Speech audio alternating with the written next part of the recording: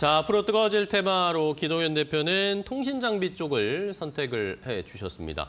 자, 어제 모처럼 만에 5G 통신장비주들이 네. 올라왔습니다. 그런데 네. 오늘 또 바로 떨어지기는 하는데 네.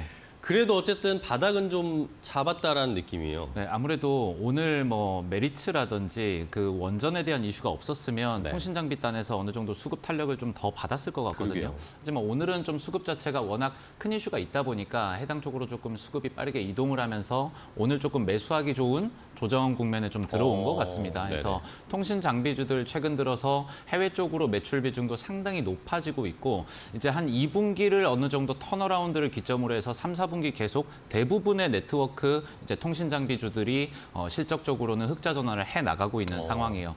내년 1분기 정도가 되면 거의 모든 통신 장비 업체들이 호실적으로 전환하지 않을까라고 생각을 하고 있습니다. 또 최근에는 정부가 사상 최초로 28GHz에 대한 사업권을 통신 3사한테서 회수했습니다.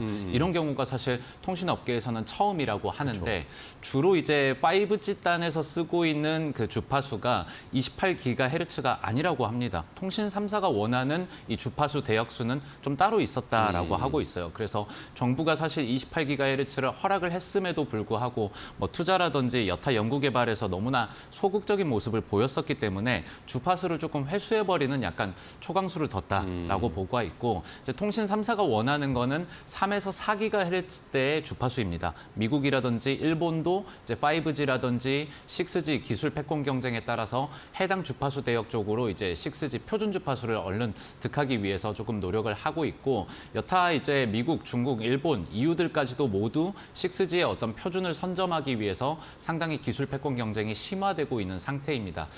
대한민국은 대표적으로 5G도 그렇고 통신 쪽으로도 그렇고 거의 뭐 세계 최대 강국이잖아요. 그래서 굉장히 좋은 타이틀도 갖고 있고 이번 6G도 어떤 정부의 어떤 정책적인 어떤 적극 행정이 조금 뒷받침되어 준다면 통신 3사 단 그리고 통신 장비 단에서도 좀 적극적으로 어떤 투자도 R&D도 이루어지지 않을까라고 생각을 하고 있습니다. 지금 이제 통신 3사가 앞으로 이제 경매를 통해 가지고 3에서 4GHz대 주파수 그리고 지금은 회수됐지만 28GHz도 다시 가져올 거예요. 그 이유는 지금 사실 대한민국은 5G까지도 상용화가 사실 다 되었다고 얘기하기는 조금 제한적이죠. 그 이유가 사실 우리 4G 정도만 쓰더라도 충분히 뭐 통신을 하거나 생활을 하는 데는 불편함이 없기 때문에 투자 쪽에서 조금 소극적이었던 부분들 그리고 5G의 가장 큰 단점은 일단 커버리지입니다. 일단 주파수가 워낙 직진성이 강하기 때문에 빌딩 간의 어떤 커버리지를 뭐 이제 포함을 할 수가 없어서 빌딩 내부적으로 계속 이제 개별 기지국이 설치가 되어야 되는데 돈이 너무 많이 들다 보니까 4G 단에서만 계속 투자라든지 요금제가 계속 생기고 있고 5G 쪽으로는 크게 조금 연구나 이제 프로모션이라든지 통신사 쪽에서 이제 가입자 수를 증가하려는 움직임은 좀 적어요. 하지만 앞으로 뭐 AR도 그렇고 UAM이라든지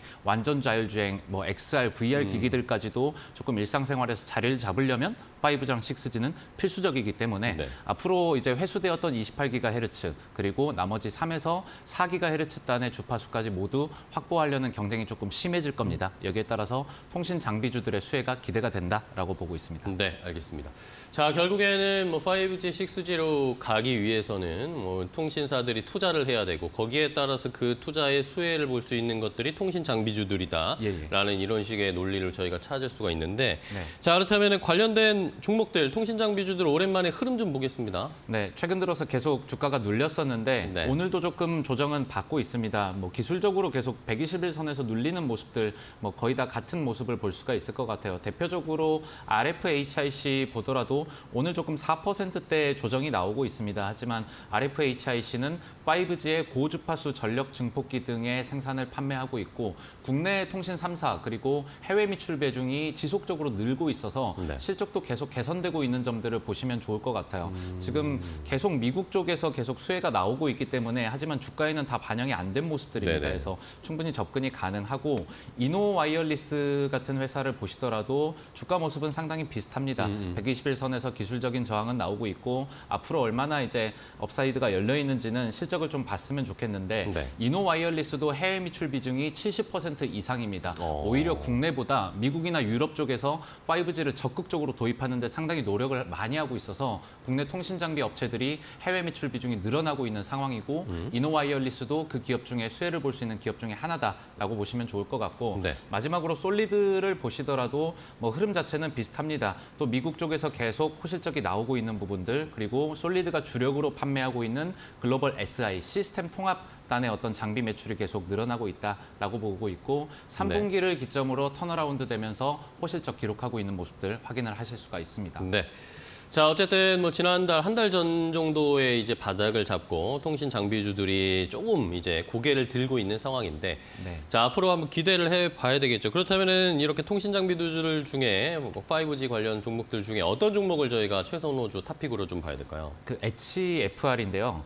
HFR, 네, HFR. 맞습니다. 네. 여타 뭐 아까 솔리드도 보셨겠지만 어느 정도 바닥을 확인하고 조금 많이 좀 어느 정도 상승 탄력은 받고 있는 상태지만 네. HFR은 최근 호실적 대비해가지고 주가는 아직 많이 오르지는 못한 상황인 것 같아서 오늘 같은 조정이 나왔을 때 충분히 담아볼 만하지 않나라고 생각을 하고 있고 일단 뭐 매출이라든지 실적 부분에서는 여타 통신 장비들 중에서 가장 좋았습니다. 매출액이 전년 동기 대비해서 118%가 증가를 했고 영업이익도 세 자릿수입니다. 226% 네네. 증가를 했어요. 상당히 고무적인 성과를 나오고 있고 기존의 5G 프론트홀 그리고 인빌딩 중계 장비 등의 유무선 통신 장비를 공급을 하고 있습니다. 앞서 말씀드렸던 것처럼 5G는 인빌딩의 한계를 갖고 있는데 이런 부분을 해소할 수 있는 것들이 지금 HFR이 제작하고 있는 만들고 있는 프론트홀이라는 장비고요. 해당 장비가 미국이라든지 유럽 쪽에서 지속적으로 수주량이 늘어나고 있습니다.